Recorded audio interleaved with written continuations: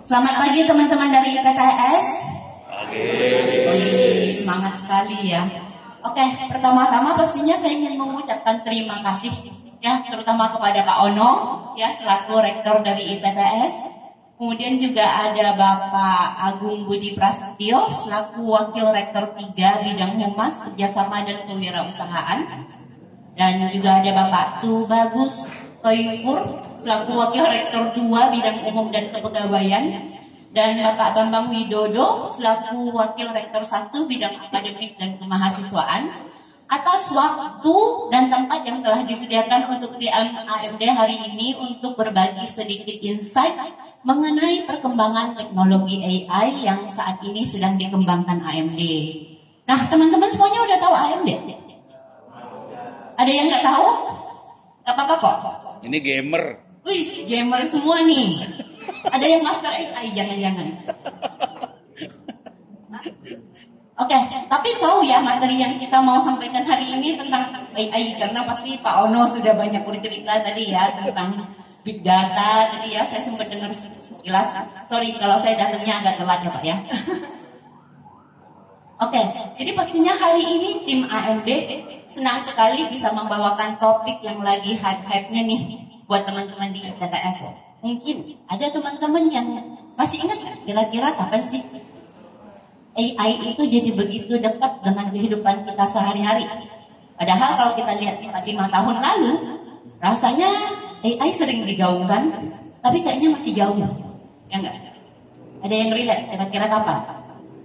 Tiba-tiba AI menjadi rasanya begitu dekat. Teman-teman pasti pada pakai ChatGPT. Iya. Buat bikin tugas ya.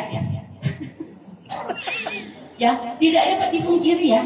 Sebenarnya kalau mau dibilang titik baliknya kita menjadi begitu dekat dengan AI itu pada saat ChatGPT menjadi viral. Ya, rasanya semua pakai AI. Mahasiswa pakai AI. Buat bikin tugas paling enggak ya, di luar urusan curhat nih. Jangan-jangan ada yang curhat sama ChatGPT. Pada belajar bahasa Inggris pakai ChatGPT. Oh, belajar bahasa Inggris pakai ChatGPT luar biasa. Betul, itu bisa Pak. Dan kemudian juga mungkin dosen-dosen dipermudah. Bisa bikin soal dari ChatGPT ya. Bahkan sebenarnya penerapannya nggak cuma ChatGPT ya. Sekarang inference AI, generative AI begitu berkembang. Ya, di Indonesia sendiri juga sudah digunakan di berbagai sektor, mulai dari industri perbankan, kesehatan, dunia pendidikan, bahkan pedagang UMKM. Teman-teman tahu pedagang UMKM pakai AI untuk apa? Apa? Chatbot. Hah? Apa? Nggak dengar? Perkiraan untung. Menghitung omset atau modal gitu. Itu salah satu. Tapi mungkin yang paling dekat yang teman-teman bisa lihat sekarang banyak pedagang UMKM jualan di online ya. Mereka pakai live chatbot ya. Dari fitur yang disediakan dari si e-commerce itu bagian dari penerapan AI itu live chatbot.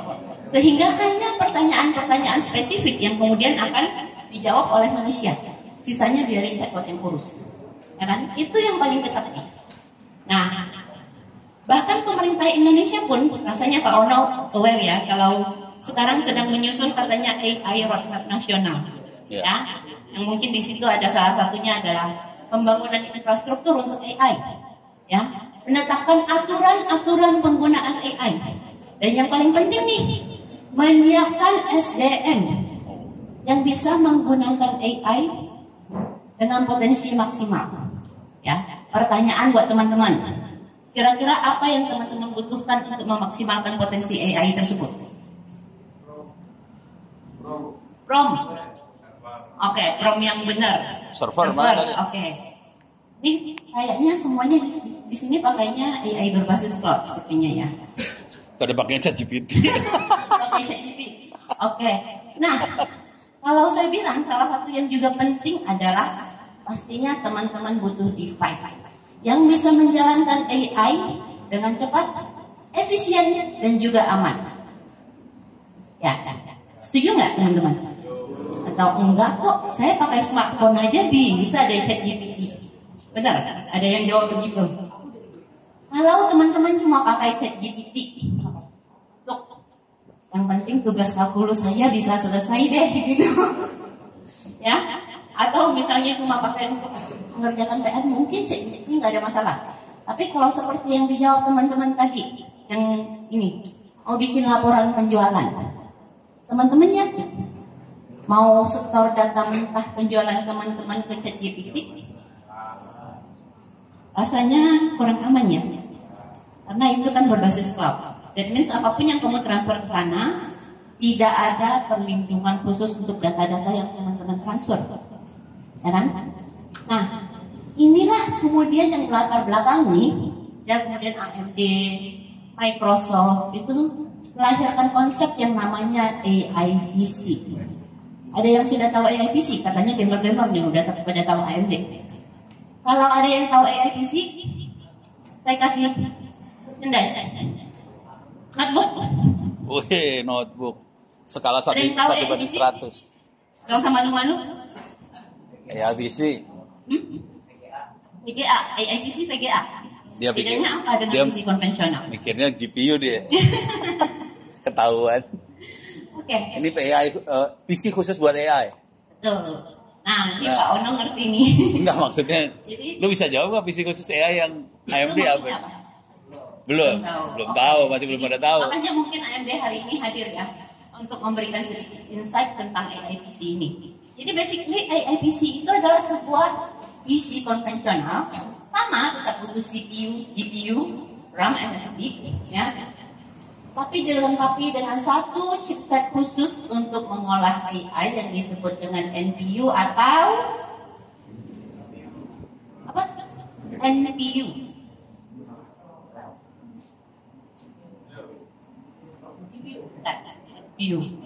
NPU ini adalah Neural Processing Unit, ya, yang memang kami tanamkan pada sebuah PC untuk menjalankan AI dengan lebih cepat dan lebih efisien. Ya, ini kayaknya teman-teman kebiasaan mengolah AI-nya pakai GPU nih.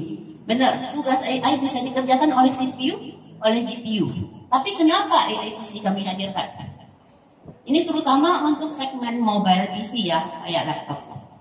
Ya, pertama, karena kalau teman-teman menggunakan GPU, itu kan biasanya menggunakan power yang jauh lebih tinggi, ya. Nah, neural processing di sini ditargetkan untuk bisa menjalankan AI lebih cepat, tapi lebih hemat energi. Contoh paling simpel pada saat teman-teman melakukan pembelajaran jarak jauh, mau background blur, tanpa AI PC teman-teman bisa jalankan, tapi yang memproses adalah GPU. Tapi sadar atau tidak sadar, teman-teman pada saat menggunakan GPU menyalakan background blur, itu pasti laptop teman-teman battery life-nya bisa menjadi lebih pendek. Karena GPU-nya bekerja terus-terusan selama teman-teman menyalakan background blur tersebut. Berbeda kalau itu dikerjakan oleh NPU, karena NPU itu hemat energi sekali. Ya. Kemudian di saat yang sama, CPU dan GPU masih bisa teman-teman berdayakan untuk mengolah pekerjaan lain. Jadi misalnya teman-teman sebagai presenter, background blur-nya nyala, dihandle sama si NPU, CPU dan GPU masih bisa teman-teman gunakan, misalnya mau untuk presentasi Excel-nya yang butuh makro yang banyak, nah di situ kan butuh tuh power CPU, ya kan, untuk komputasinya. Itu tetap bisa diberdayakan. Seperti itu kurang lebih konsep dari AIPC. Dan kedua, ya, jadi yang tadi jelas ya, bisa meningkatkan battery life. Yang kedua yang paling penting, ya, salah satu kelebihannya lagi adalah bisa menjalankan generative AI langsung pada device. Ya, ini sebenarnya saya kasih kisi-kisi aja ya, nanti penjelasan lebih lanjutnya akan dijelaskan oleh tim AMD yang lain gitu. Itu bisa menjalankan generative AI langsung, tidak tergantung pada cloud. Jadi yang pasti lebih aman, karena semuanya diolah di device teman-teman. Kedua, lebih murah, karena sekarang generative AI berbasis cloud rata-rata kalau untuk memaksimalkan fitur-fiturnya, teman-teman pasti butuh untuk biaya berlangganan yang lumayan mahal. Ya, tapi dengan menjalankan secara offline di laptop tersebut, itu teman-teman bisa jalankan langsung. Dan banyak software yang kami develop dan free. Ya. Selain itu, tentunya target kami di sini bukan hanya ingin teman-teman bisa menggunakan AI dengan potensi maksimal. Ya. Di sisi lain, akan kami sampaikan juga satu ekosistem open source AI yang saat ini sedang AMD kembangkan, yang kami sebut dengan Rocket. Ada yang tahu? Baru dengar. Mereka baru dengar. Oke, nggak apa-apa, nanti dijelaskan ya. Nah, ini adalah satu ekosistem open source AI yang lagi AMD kembangkan. Targetnya tentunya juga supaya teman-teman nih sebagai mahasiswa nanti bisa mungkin menjadi bagian dari inovasi AI dengan memanfaatkan Rokem. Ya, jadi teman-teman bukan cuma pengguna, melainkan menjadi bagian dari inovasi AI tersebut. Jadi kurang lebih itu materi detail yang akan kami hadirkan hari ini. Ya, semoga teman-teman bisa mendapatkan manfaat dan hikmatnya. Ya, bersama-sama kita bisa menyongsong era baru AI. Yang pastinya kedepannya itu potensinya masih lebih besar. Karena apapun yang hari ini teman-teman lihat tentang AI, itu baru bagian kulit luarnya saja. Dalam beberapa tahun ke depan, ya, potensinya sangat besar. Sama seperti internet pada saat dirilis. Mungkin teman-teman baru lahir ya. Tahun 97, 98 belum lahir ya. Belum lahir. Ini lahiran tahun berapa sih? 2000-an ini mah. 2000-an ya. Ya. Internet itu kurang lebih dirilis tahun 97, 98 ya Pak ya. Saat itu, aduh saya jadi merasa tua di sini. Saat itu mungkin kita hanya pakai internet untuk browsing, chatting, gimana paling. Sekarang hampir semua bisnis dijalankan dengan online ya. Nah, sementara banyak yang memprediksi kalau AI ini akan lebih game changer dibandingkan dengan internet. Ya, jadi teman-teman di sini pastikan ngerti AI, pastikan bisa memanfaatkan potensi AI semaksimal mungkin supaya bisa menjadi bibit bebek bobot Indonesia menyongsong era teknologi AI ke depannya. Oke, itu aja sedikit dari saya. Nanti masih banyak materi yang sudah kami siapkan hari ini. Terima kasih atas waktu dan kesempatan yang telah diberikan.